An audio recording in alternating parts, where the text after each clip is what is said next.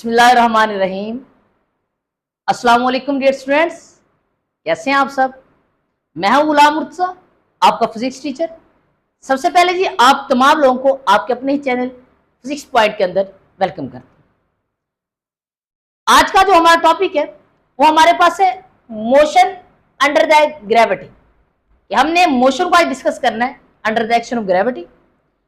ये जो टॉपिक है बच्चे, आपकी बुक के अंदर बहुत शॉर्ट करके लिखा हुआ है और इस टॉपिक के अंदर से एक तो हमारे पास शॉर्ट क्वेश्चन आएंगे और दूसरा हमारे पास एमसीक्यूज आ सकते हैं। एमसीक्यूज के लिए तो ये बहुत ही इंपॉर्टेंट टॉपिक है। इस टॉपिक के अंदर हमें क्या बताता है, जल्दी से हम इसे पढ़ते हैं क्योंकि ये जो टॉपिक है ये बहुत शॉर्ट टॉपिक है और हम टाइम नहीं वेस्ट करते अपना। According to Galileo, all bodies fall freely under the constant acceleration due to gravity। इस पॉइंट के अंदर हमें यह बताता है कि जितनी भी बॉडीज फ्रीली फॉल करती हैं, चाहे वो जितने ही डिफरेंट मैसेज की हो। अगर आपको मैं एक छोटी सी एग्जांपल दूं तो लेट्स सपोज मेरे पास ये एक रजिस्टर है और रजिस्टर का जो मैस है वो हमारे पास हाई है। और इसी तरह अगर बच्चे मैं यहाँ पे एक ये जो मार्कर है इसकी एग्जांपल लूं तो ये मार्कर का जो मैस है वो हमारे पास कम है इसकी निस्बत। जब मैं दोनों को फॉल करता हूं तो हमारी जो कॉमन ऑब्जर्वेशन है वो ये कहती है कि ये जब दोनों फॉल करेंगे तो इन दोनों में से जो सबसे पहले नीचे पहुंचेगा वो हमारे पास जिसका मैस ज्यादा होगा वो जल्दी पहुंच जाएगा। लेकिन हमारे पास जो गैलीलियो है, गैलीलियो हमें ये कहता है कि जितने भी ऑब्जेक्ट्स जो हैं उनको फ्रीली फॉल किया जाएगा तो वो हमारे पास दोनों जो ऑब्जेक्ट्स हैं वो हमारे पास सेम एक्सेलरेशन से नीचे जाएंगे। इस बात का मतलब क्या है?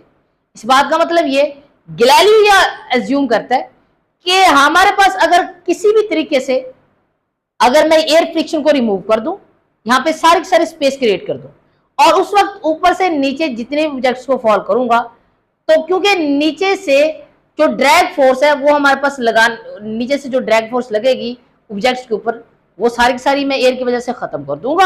अगर मैं खत्म कर दूंगा तो फिर ऊपर से जितनी भी बॉडीज नीचे की तरफ आएंगी, चाहे फिर वो जितनी हैवी मैसेज की हो चाहे वो छोटे मैसेज की हो, वो सारी की सारी हमारे पास सेम स्पीड से जमीन के तक पहुंचेगी और उनके अंदर जो वेलोसिटी का जो चेंज आएगा वो भी सेम आएगा। तो वो जो वेलोसिटी का चेंज आएगा वो किस वजह से आएगा, वो हमारे पास याद रखिएगा वो हमारे पास ग्रेविटी की वजह से आएगा। तो यहाँ पर भी उसने भी यही मेंशन किया है कि वो सारी बॉडी जो फ्रीली फॉल करती है। फ्रीली फॉल का मतलब है कि आपने जो एयर रेजिस्टेंस है वो इग्नोर कर देनी है, तो उस वक्त हमारे पास उनके अंदर जो एक्सेलरेशन होगा सारी बॉडीज के अंदर वो ग्रेविटी की वजह से होगा। और याद रखिएगा कि जो एक्सेलरेशन ग्रेविटी की वजह से होता है उसको हम ग्रेविटेशनल एक्सेलरेशन कहते हैं और उसको हम जो डिनोट करते हैं वो हम स्मॉल जी से डिनोट करते हैं। और इस स्मॉल जी की जो गैलीलियो ने एक्सपेरिमेंटल वैल्यू दी थी वो हमारे पास दी थी 9.8 मीटर पर सेकेंड स्क्वायर। और उसके बाद वो कहते हैं कि different bodies when allowed to fall from the same height. अगर हम डिफरेंट बॉडीज को अगर हम एक ही हाइट से फॉल करेंगे तो strike the ground with the same speed. अभी पीछे मैं यही एक्सप्लेन करके आऊं कि जब भी हम दो डिफरेंट बॉडीज को सेम हाइट से फॉल करेंगे, लेकिन क्या आपने कंडीशन याद रखनी है कि आप जब एयर रेजिस्टेंस को रिमूव करके फॉल करेंगे तो दोनों जो बॉडीज है वो सेम हाइट से अगर फॉल करेंगे तो वो सेम स्पीड से हमारे पास ग्राउंड से टकराएंगे।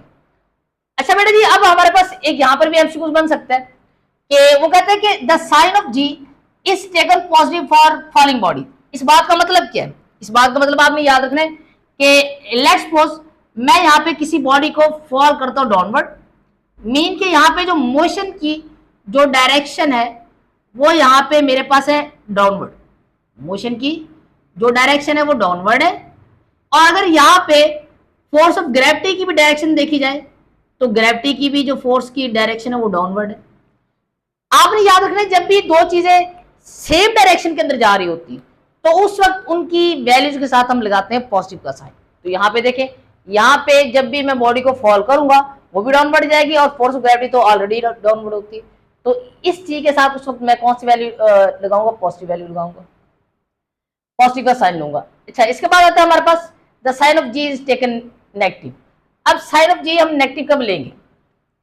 उसके लिए आपने याद रखना है जब भी मैं किसी चीज को इस तरह वर्टिकल अपवर्ड फेंकूंगा, जब मैं वर्टिकल अपवर्ड फेंकूंगा तो उस वक्त मेरे पास जो मोशन होगी, मोशन बेटा जी मेरे पास अपवर्ड होगी, लेकिन फोर्स ऑफ ग्रेविटी तो ऑलवेज हमारे पास जो रहती है वो डाउनवर्ड रहती है। अब ये दोनों एंटी पैरेलल है, पीछे मैं पढ़ा के आया हूं आपको। एंटी पैरेलल जब भी दो चीजें होती हैं उनके दरमियान एंगल कितना होता है 180, और जब भी ये दोनों चीजें ऑपोजिट है तो ऑपोजिट ही, जब भी दो चीजें ऑपोजिट होती हैं तो उनके दरमियान हम जो साइन लेते हैं वो हम हमेशा नेगेटिव लेते हैं। तो यहाँ पर भी जो जी होगा उसके साथ हम जो साइन लेंगे वो नेगेटिव लेंगे। अब बेटा यहाँ पर ये एक शॉर्ट क्वेश्चन आता है अक्सर कि right the equations of motion under the action of gravity. वो इक्वेशन ऑफ मोशन जो है वो कोई नई नहीं है, सारी की सारी वही सिंपल इक्वेशन ऑफ मोशन है जो हम पीछे लीनियर मोशन में पढ़ के आए। सिर्फ उसके अंदर मतलब ये भी लीनियर मोशन की इक्वेशन है, लेकिन इनके अंदर सिर्फ फर्क ये आता है कि लेट्स सपोज कि आपने क्या काम करना है, आपने इन इक्वेशंस ऑफ मोशन में एस की जगह पे रिप्लेस करना है एच और ए की जगह पे रिप्लेस करना है जी। मीन जैसा कि आपके पास जो सिंपल इक्वेशन ऑफ मोशन होती है वो होती है first equation of motion Vf is equal to v i plus a t. अगर आपने इसी इक्वेशन ऑफ मोशन को under the action of gravity write करना है तो under the action of gravity ये इस तरह राइट की जाएगी। आपने एस की जगह पे क्या रिप्लेस करना है एच और ए की जगह पे क्या रिप्लेस करना है जी। तो यहाँ पे इस इक्वेशन में वी आई वैसे का वैसे, सॉरी यहाँ पे वी एफ था तो ये वी एफ वैसे का वैसे आ जाएगा। आगे क्या आएगा वी आई, और यहाँ पे मैं ए की जगह पे क्या रिप्लेस करूंगा जी को, तो यहाँ पे मैं क्या लिख देता हूँ जी और ये टी। इसी तरह आपने सेकंड इक्वेशन ऑफ मोशन बनानी है under the action of gravity, तो वो सिंपल ये होगी। वैसे सिंपल हमारे पास इक्वेशन ऑफ मोशन की होती है second, s is equal to v i t plus half a t का स्क्वायर।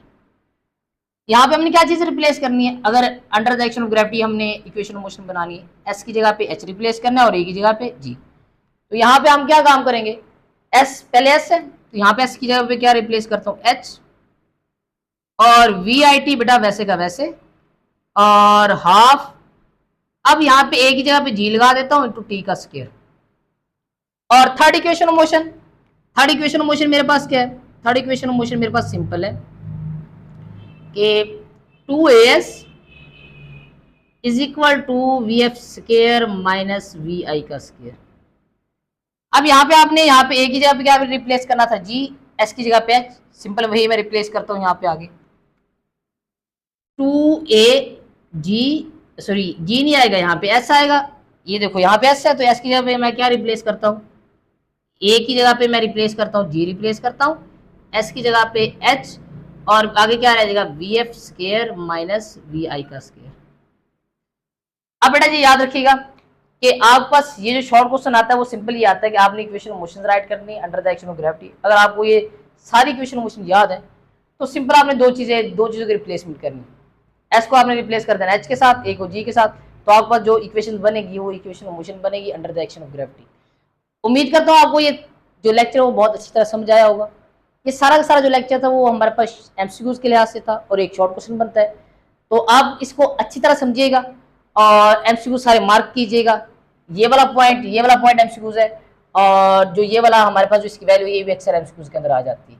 तो आपसे मैं इजाजत चाहता हूँ नेक्स्ट लेक्चर तक।